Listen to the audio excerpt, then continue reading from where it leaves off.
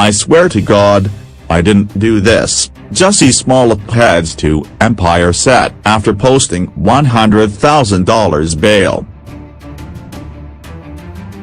Jussie Smollett headed straight to the Empire set to beg his castmates to believe he did not stage a race hoax attack on himself hours after posting $10,000 bond and agreeing to surrender his passport at a court hearing.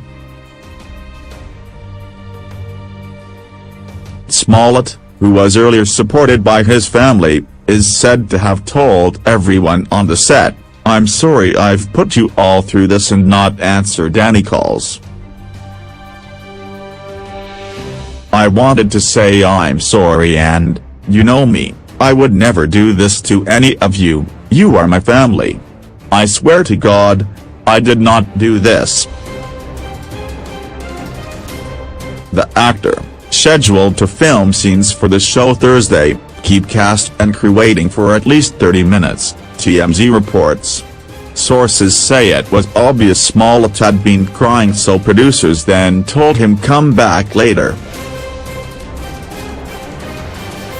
His legal team later issued a statement calling Smollett a young man of impeccable character and integrity who fiercely and solemnly maintains his innocence.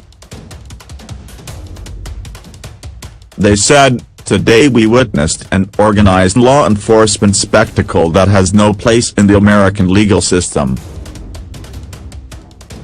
The presumption of innocence, a bedrock in the search for justice, was trampled upon at the expense of Mr. Smollett and notably, on the eve of a mayoral election.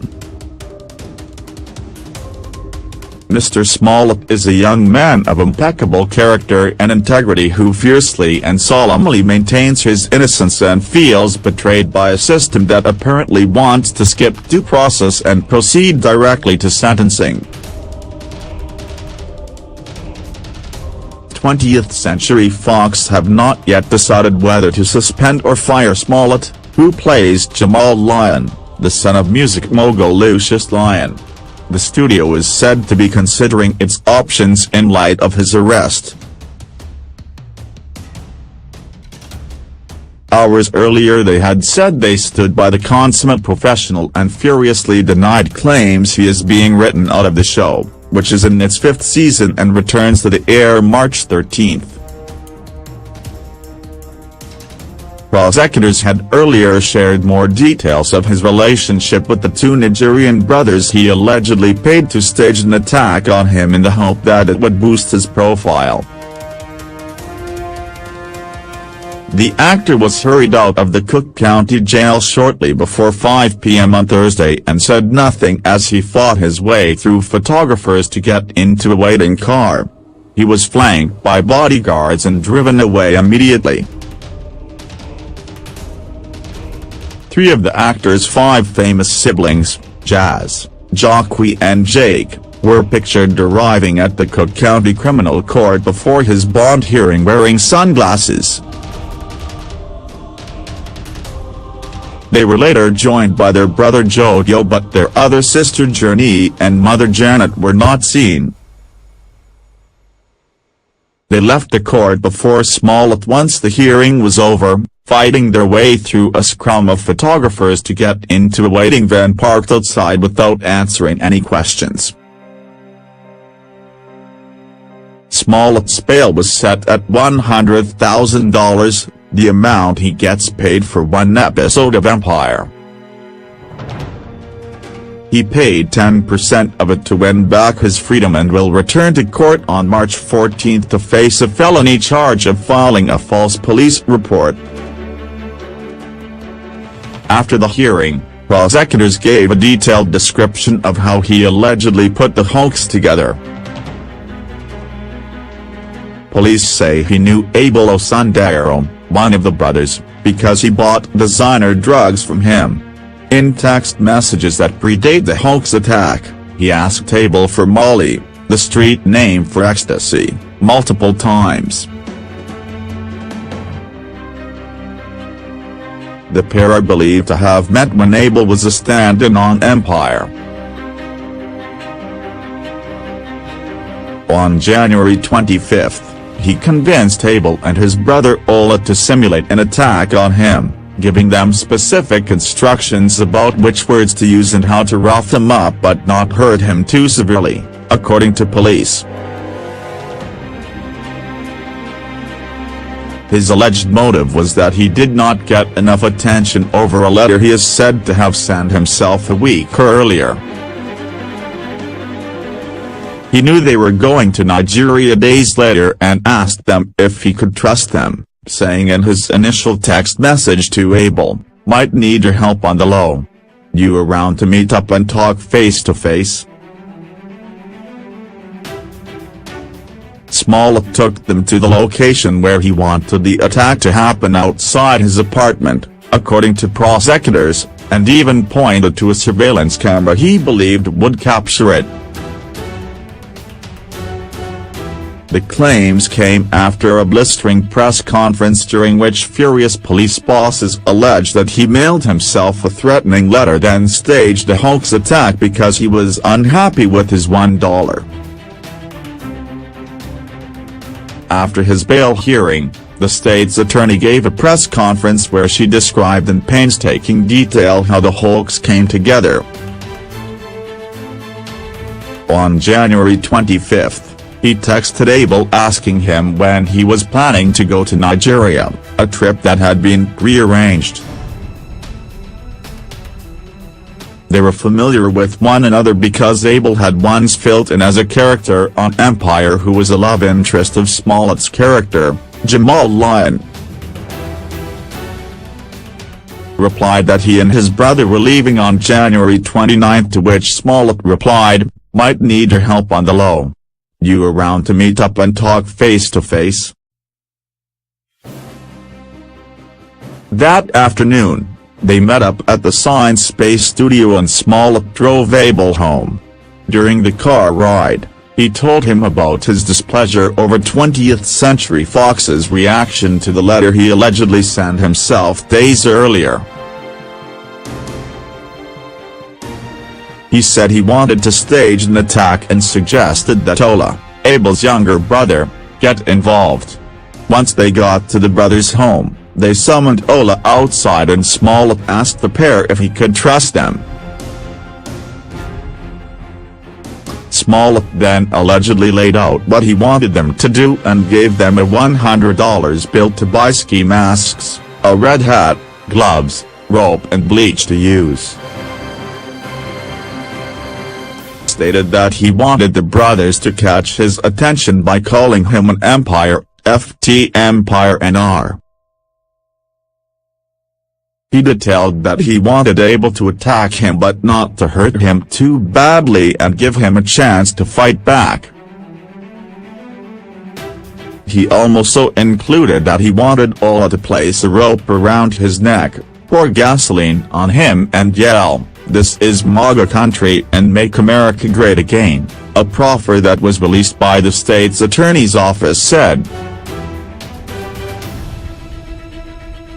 Police have found surveillance footage of the ride and have phone records which put Smollett in the area of the brothers' home at the time. On January 27, he picked the brothers up from their home and drove them to where he wanted the attack to happen in the late morning. He warned them not to bring their cell phones with them and showed them a surveillance camera on the corner which he believed would capture the incident. Smollett drove the brothers home and provided them with a $3,500 personal check made payable to Abel, which was backdated to January 23, 2019. He then flew to New York City to take part in a reading of a play. The attack was scheduled to take place at 10 p.m. on January 28 but was set back several hours by Smollett's delayed flight from New York to Chicago on the day of the incident. His flight landed at 12. At 12:49 am, he called Abel and their conversation lasted 3 minutes. During this call, he instructed him to carry out the attack at 2 a.m. Abel then ordered an Uber to pick the pair up at their home and take them to the crime scene. They took the Uber part of the way but then got out and hopped in a taxi to take them the remainder of the distance. At 1:22 am, they arrived within 3 blocks of it. At 1:45 am, Smollett left his apartment building to go to a subway and the brothers made their way towards the intended spot. Smollett, however, was late.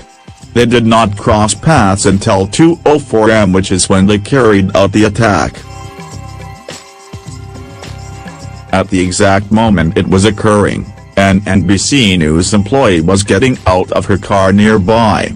She told police later that she did not hear anything suspicious, despite Smollett alleging that the attackers yelled racial slurs.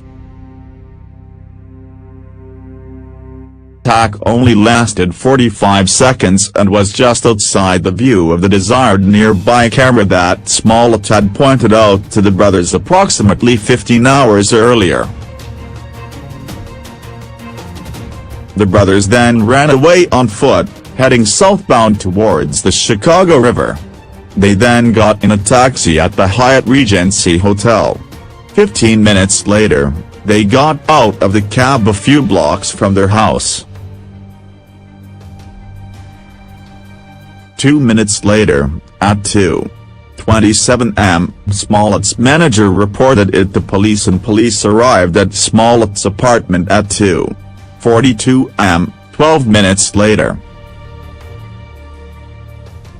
While being interviewed, he not only described the attack but claimed to have received a phone call on January 26 from someone who said "Hey you little F" and hung up. He said the call happened near a camera and that it captured the attack. It was the same camera he pointed out to the brothers in the hope that it would capture their staged ambush. Chicago Police Department Superintendent Teddy T. Johnson abhorred him as a troubled young man who has taken advantage of the pain and anger of racism to further his career by allegedly lying that he was attacked by racist and homophobic assailants on January 29. Smollett makes $100,000 per episode on Empire, according to an associate who spoke to Daily Mail.com, and there are 18 episodes in the current season which earns him $1.8 million. He also has a record deal with Columbia Records but, according to police, was dissatisfied and wanted to boost his profile. When police learned that Smollett's motive was to get more money, it pissed everybody off, Superintendent Johnson said, adding that Smollett's repeated lies were shameful and despicable. He called for absolute justice, which he said amounted to Smollett apologizing and offering to pay for the police resources he wasted. President Trump has also called for Smollett to apologize for making it appear as though he was being targeted by one of his supporters.